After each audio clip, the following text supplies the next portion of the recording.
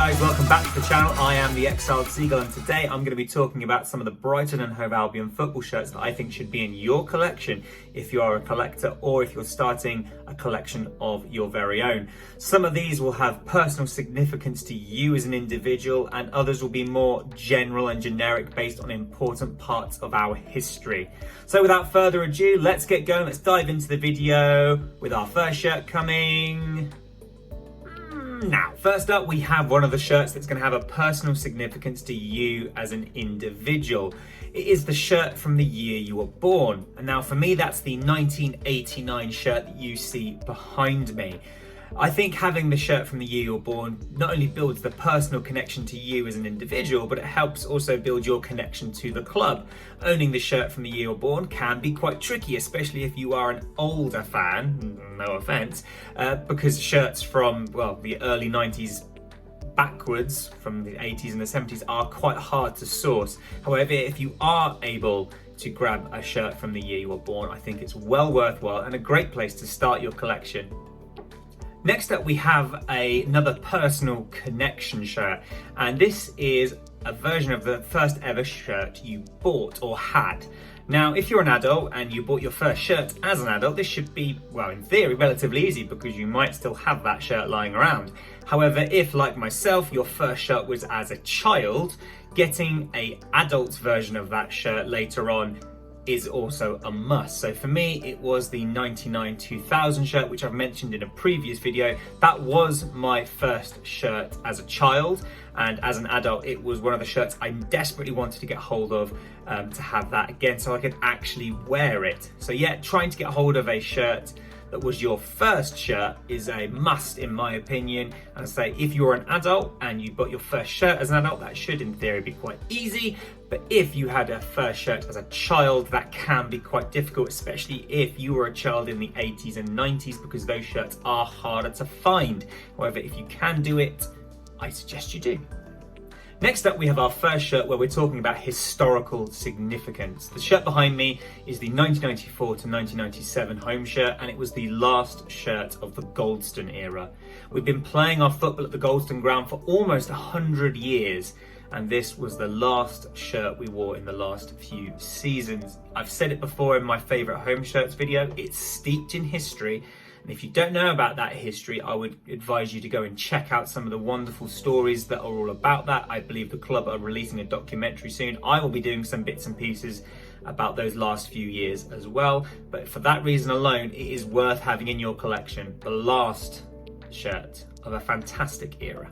Nope, don't adjust your screens. This is not the same bit again. It just happens to be the same shirt again. But this time we're looking at it from a different angle. This is the first with Dean shirt. So we had just spent the previous 2 seasons playing home games in Gillingham. This was our homecoming shirt. We returned to Brighton after 2 years in the wilderness.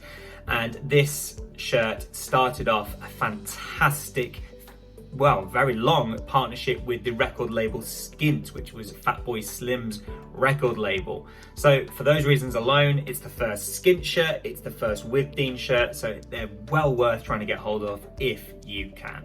Next up, we have the Centenary shirt, the shirt that celebrates 100 years of Brighton and Hove Albion. So it's historically significant. It is the second Skint shirt, and it is a looker. It is a shirt that many consider to be up there with some of the best we've ever worn.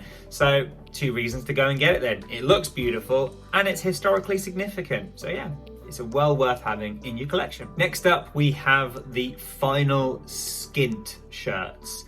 So you can look at this from 2 perspectives. You can look at it as the general season shirt from 2007 to 2008, or you can see it as the one-off special that was worn against Swansea City on the 3rd of May 2008, which signalled the end of the club's sponsorship deal with Skint Records. As I say, it was worn in a one-off match against Swansea on the last day of the season. But Skint had been our sponsor since 1999, and at the time it was the longest shirt sponsor in the Football League. So both shirts are well worthy of getting in your collection. The special edition shirt is quite a tricky one to acquire, so if you can, I would advise you to grab it. Next up, we have the last with Dean shirts. We've got the first with Dean shirt and the last with Dean shirt, both very good acquisitions to get if you can. This shirt was worn in our League One title winning season, where we played some of the best football I've ever seen Brighton and Hove Albion play at that level under Gus Poyet. The team were phenomenal, synonymous with Glenn Murray doing that almost on a weekly basis. So yeah, at the time, I hated the look of this shirt and I didn't get it when it came out. Regretted that decision in later years, as it is quite a tricky shirt to find considering it's not that old. So yeah, definitely one to grab if you are able to.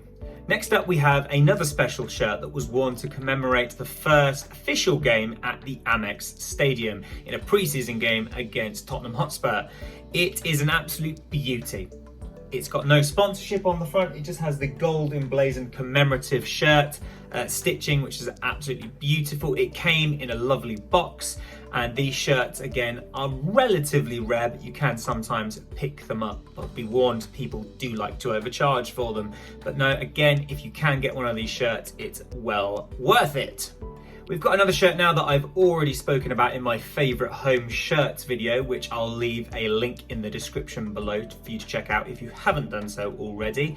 This is the shirt we wore for the first 2 seasons at the Amex. So this is the first Amex shirt proper, I suppose you could call it. We played some fantastic football under Gus Poyet. The team finished 10th in the first season, 4th in the second season wearing this shirt. And as I say, it is one of my all-time favourite shirts. So, first Amex shirt, lovely football, it's beautiful, try and get it if you can. Next up, we have the 2016-2017 home shirt. This was the shirt we wore in our promotion season from the Championship up to the Premier League.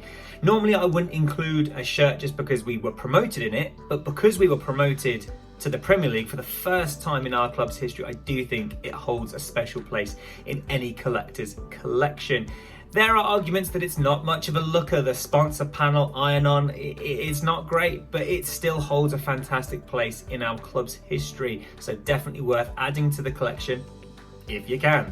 Next up, we have the club's first Premier League shirt. This was a shirt that I just had to get the sleeve patches that you can see behind me. I don't normally do that when I buy shirts, but I had to get that done because it was, as I say, the first shirt we wore in the Premier League, and that alone is reason for it to be in your collection. Nothing more I can say, really.